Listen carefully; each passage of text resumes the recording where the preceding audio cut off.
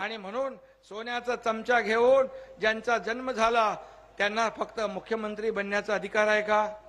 आज मी तुमच्यातला आहे म्हणून तुमची दुःख वेदना मला कळताय, मी समजून घेतोय.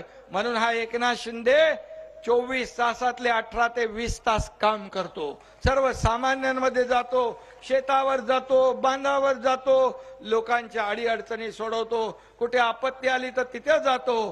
त्यामुळे मला किती आरोप तुम्ही केले तरी सुद्धा मला त्याच्या काही नाही. मी आरोपाला उत्तर आरोपाने देणार नाही, मी माझ्या कामातून उत्तर देणार. कारण एवढे निर्णय जे घेतले आपण त्यामुळे विरोधकांच्या पायाखालची वाळू सरकली आहे.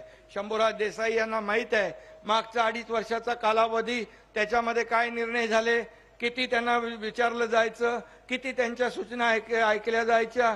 आणि मागच्या 1.5 पावणे 2 वर्षामध्ये या राज्यामध्ये आमूलाग्र बदल घडवण्याचं काम आपण केलेलं आहे. सर्वसामान्य माणसाला ज्या ज्या ठिकाणी निर्णय न्याय देता येईल तो आपण दिलेला आहे. आणि म्हणून मी आपल्याला एवढं सांगतो, बाळासाहेब ठाकरे आपला दवाखाना आपल्याकडे केले का? आपण बाळासाहेब ठाकरे आपला दवाखाना केला. 700 पहिले मुंबईमध्ये 250 केले, ठाण्यामध्ये केले, आता संपूर्ण महाराष्ट्रामध्ये 700 ठिकाणी बाळासाहेब ठाकरे आपला दवाखाना आपण सुरू केलाय. याचं कारण काय? याचं कारण जे घेतलेले निर्णय, सरकारने केलेलं काम, यामुळे विरोधकांना उठलेली पोटसूळ आणि झालेली पोटदुखी त्यांचा इलाज पण मुफ्तपणे त्या बाळासाहेब ठाकरे दवाखान्यात होतोय. आणि सर्वसामान्य माणसाला उपचार मोफत झाले पाहिजे यासाठी 1.5 लाखाचा महात्मा फुले योजना आपण 5 लाखापर्यंतचा निर्णय घेतलाय. आता चिंता तुमची करायची आवश्यकता नाही. तुमच्या कुटुंबियामध्ये काही आजार होऊ नये, पण झाला काही उपचार आहे, काही शस्त्रक्रिया आहे तर 1.5 लाखाची योजना जी होती त्याचं लिमिट आपण 5 लाखापर्यंत केलं. त्यातल्या अटी शर्ती सगळ्या काढून टाकल्या. 12.5 कोटी जनतेला त्याचा फायदा होणार, हे सरकारचं काम आहे.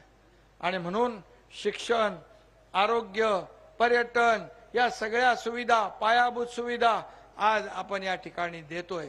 सर्वसामान्य माणसाच्या दुःखामध्ये हे सरकार धावून जात आहे आणि म्हणून हे सरकार सर्वसामान्यांचं आहे. मी स्वतःला कधी मुख्यमंत्री मी समजत नाही, मी आजही जमिनीवर चालतो. हा जमिनीवरचा हा तुमचा कार्यकर्ता आहे. मी कालही कार्यकर्ता म्हणून काम केलंय, आजही कार्यकर्ता म्हणून काम करतोय, उद्याही मी कार्यकर्ता म्हणूनच काम करणार आहे.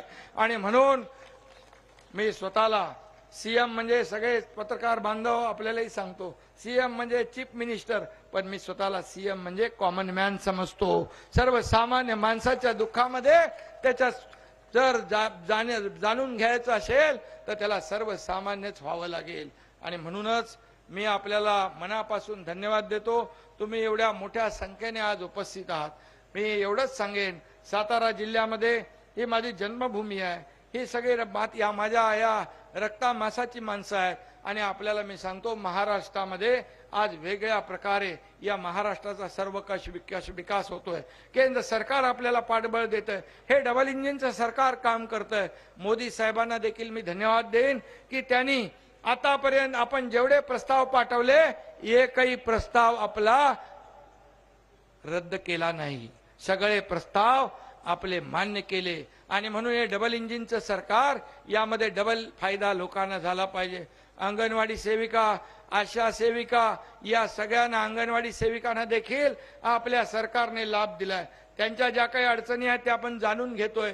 आशा सेविकांचं काम बाकी आहे, त्यांनाही निर्णय घेण्याचं काम सरकार करेल. आशा सेविकांना पण हे सरकार निराश करणार नाही. आणि आपल्या या सगळ्या अंगणवाडी सेविका असतील, आशा सेविका असतील, या दुर्गम भागामध्ये काम करतायत, लोकांच्या सुखदुःखामध्ये धावून जात आहेत, त्यांना उपचार देण्याचं काम करतायत, डॉक्टरांच्या बरोबर काम करतायत. आणि म्हणून या समाजातला, या राज्यातला प्रत्येक घटक हा सुखी राहिला पाहिजे, समाधानी राहिला पाहिजे, यासाठी आपल्या सरकारचा प्रयत्न आहे.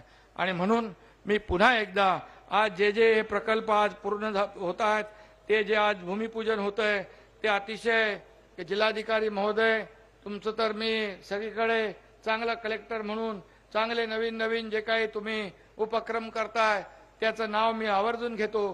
कारण शेवटी हे सरकार लोकांसाठी आहे.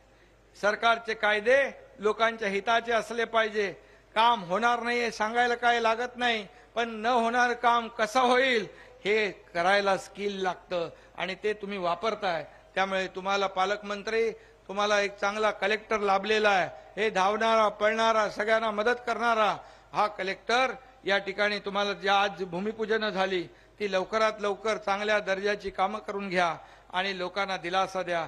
हे दरडग्रस्त गाव सगळे जे गावकरी आहेत यांना चांगल्या प्रतीची घरं, जसं इरशाळवाडीमध्ये मी डोंगरावर चढून गेलो, त्यांच्या दुःखामध्ये सहभागी झालो, त्यांना मदत करण्याचं काम केलं आणि त्यांची घरं देखील पहा, अतिशय चांगल्या प्रतीची उत्कृष्ट दर्जाची घरं झालेली आहे. तशा प्रकारची घरं आपण या ठिकाणी आपल्या बांधवांना भगिनींना द्या एवढंच सांगतो. धन्यवाद. जय हिंद, जय महाराष्ट्र. यानंतर पाटण केंद्र सरकार राज्य सरकारला भरघोस मदत करत आहे असंही एकनाथ शिंदे यांनी यावेळेला म्हटलेलं आहे. त्याचबरोबरीनं तुमच्यासाठी 18 ते 20 तास मी काम करत आहे, सर्वसामान्यांमधनच आलेला मी आहे, शेतकरी कुटुंबातला आहे आणि त्यामुळे तुमच्यात मी लवकर मिसळतो असंही शिंदेंनी यावेळी म्हटलेलं आहे.